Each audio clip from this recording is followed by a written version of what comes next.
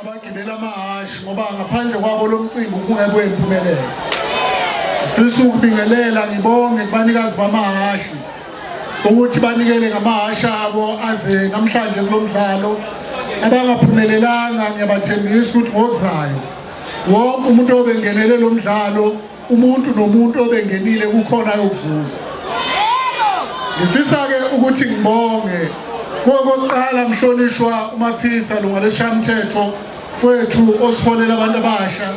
Kokuqala eNyukhasela kube nomdlalo ofana nalo, amakhansela abe khona wonke, abaholi benu bebe khona bonke, basuka kuwo wonke amaqembu ezepolitiki akhona eNyukhasela.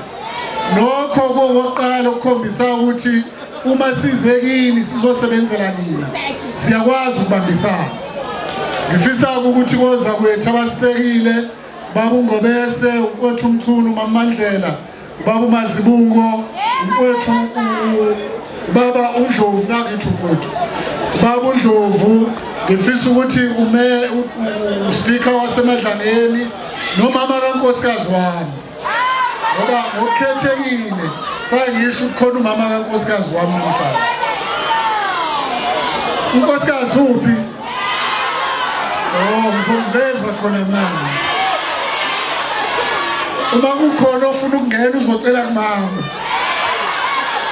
Ngifisa ukuthi-ke bafowethu ngiyabonga kini kakhulu. Emva kwala ngiyavuma ukuthi qhubekani nijabule, kodwa nijabule ninakekele. Khona into esho ubaba uNgobese wathi kulelekini, uma ngonyaka ozayo nisafisa ukuthi lo mdlalo siwukhulise, kulelekini nangaloya nyaka uma nisafuna ukuthi lo mdlalo niwukhulise, nizobuyisa ubuholo obukhona obunoholela iNyukhasela. Amandla